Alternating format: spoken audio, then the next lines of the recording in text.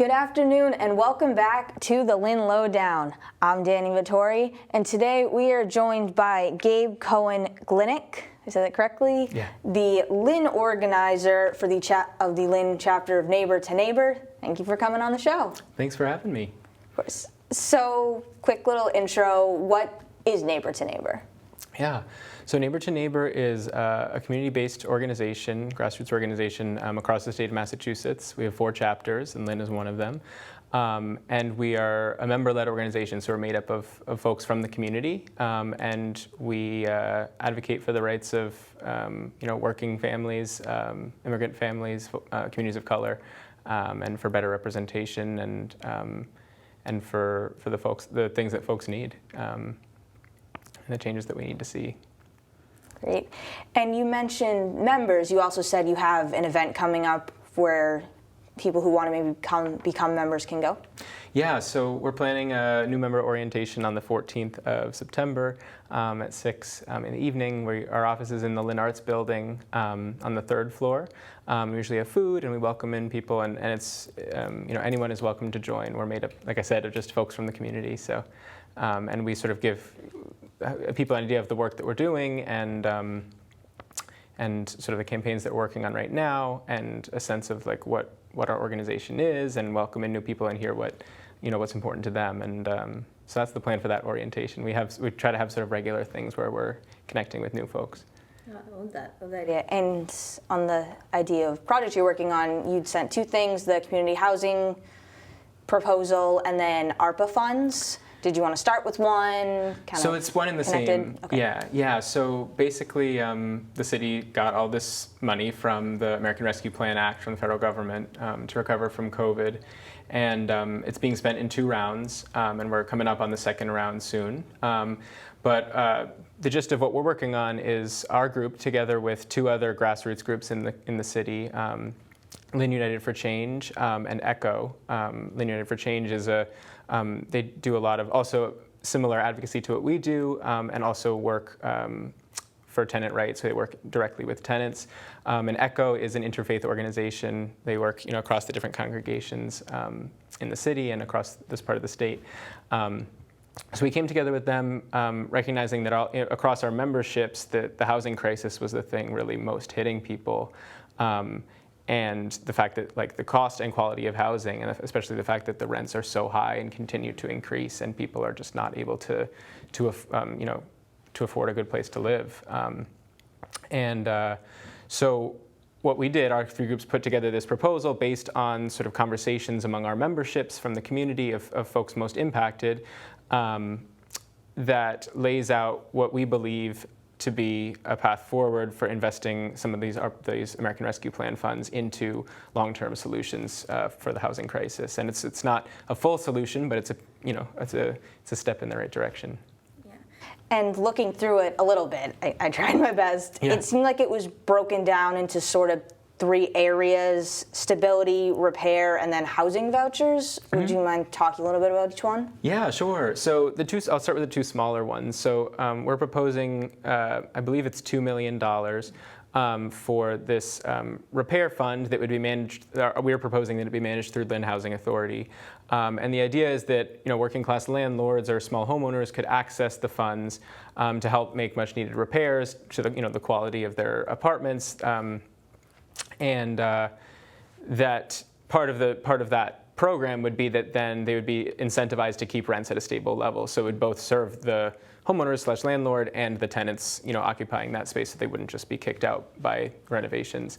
Mm-hmm. The second piece is sort of around these vouchers. So I don't know, similar to Section 8 vouchers, where it's mobile housing voucher. It would be similar, but it would be a Lynn-specific program that would avoid some of the restrictions of the larger program, so that some folks who couldn't access Section 8, which also the waiting list is full, could access these vouchers for, and especially people who don't have documents, who are in really deep need right now because of the pandemic especially, and it would be sort of a bridge to get to a more stable situation. Mm-hmm. The biggest piece, and the piece that I'm most excited about, is this Housing Stability Fund. And basically the idea is that It would be a fund held. So it would be governed by a board of community-based organizations and city departments.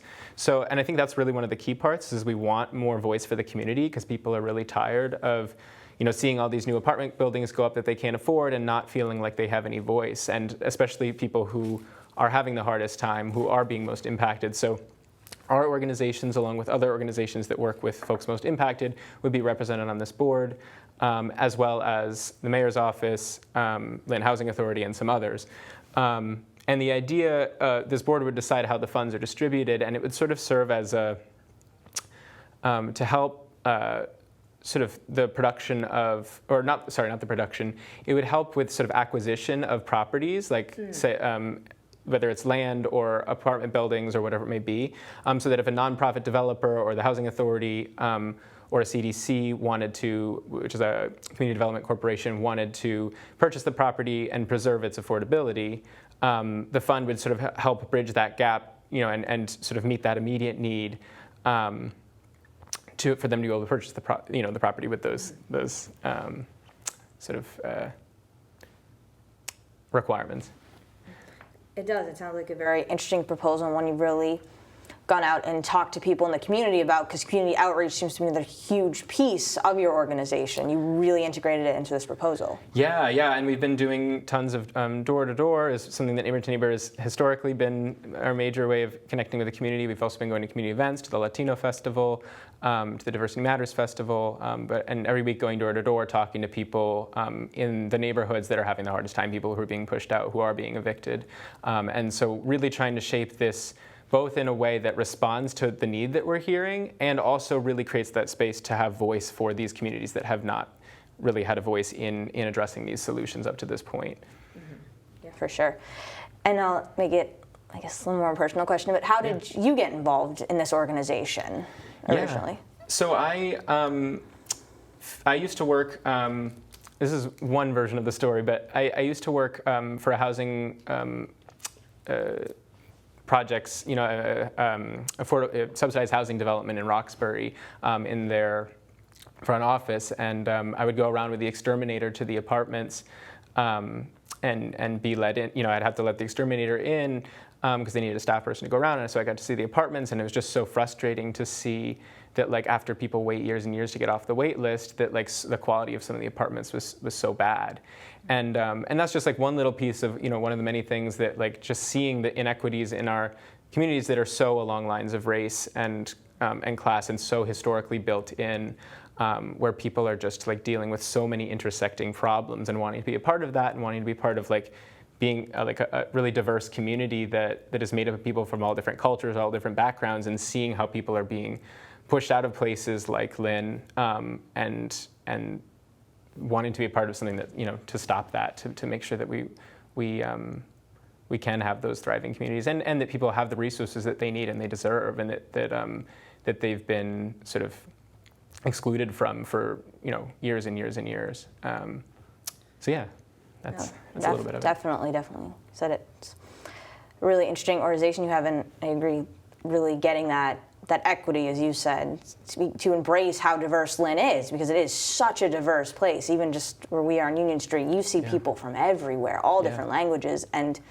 it's something that's great to see. It's something that I feel like you'd want. Yeah, absolutely. I mean, it's wonderful. One of my favorite, the most meaningful part to me about the work is getting to connect with people from all different backgrounds and have this wonderful community of, diverse folks who like have all these different, strengths and traditions and ways of relating to each other. We have members from the Cambodian community. We have members from all different Hispanic backgrounds. Across the Latino sort of diaspora. We have white members. We have it's all different, and I think that's like really the strength of like so many people are going through the same thing. It doesn't matter. People are going through the fact that they or somebody close to them cannot afford the type of place that they need to live, or they're in danger of not being able to afford it. And like that brings people together where that's just it's not acceptable. It's not acceptable that we have our neighbors and family members and friends not knowing if they'll have a roof over their heads. And like the makeup of the city could change. In 10 years, if we don't do something, it's going to be a city of, a homogeneous city of people who have moved here from Boston because everybody else will have been displaced. Right. You said swing back to the proposal. What would you say would be like your best case scenario would be what a proposal like this is accepted, money's put into it. So like you said, the city doesn't totally change in 10 years that people are pushed out. Yeah, and this is just, I mean, like I said, it's one small piece of the solution. I think there's deeper solutions. We need to bring back rent control at the state level. Cities need to have the choice again to decide whether they want to put a cap on rents so that people aren't being priced out. There's so many different solutions, there's so many different policy solutions that could be put into place. This is a crisis across the state, across the country. But in Lynn in particular, in terms of this proposal, this would just put us on a new path of saying, like, we are going to center the voices of people most impacted. We are going to center the communities that are in danger of being displaced from our city, and many of whom have lived here for years and years and years, and some who are new immigrants here. And I think that, like, ideally the city would accept this proposal, work with us to implement the Stability Fund and these other programs, and ideally would really open up a space for continued community decision-making power where people would feel like they actually have a voice in the decisions that impact their lives. Yeah. Great. Well, it's been really great and interesting to hear about this organization and learn more about it. I feel like every day I'm learning about different organizations in Lynn, but the work sounds like you are doing, have been doing is just incredible. So thank you for coming on to talk about it. Yeah, no, thanks so much for having us. And I regret that we couldn't have our members here today. It's hard with work schedules, but hoping to be able to come back with some members and do some of this in Spanish as well, because that's really important to us. Yes, well, you are welcome back here anytime. Thank you so much. Of course, thank you. And once again, I'm Dani Vittori. This has been the Lynn Lowdown. Join us next week for more guests.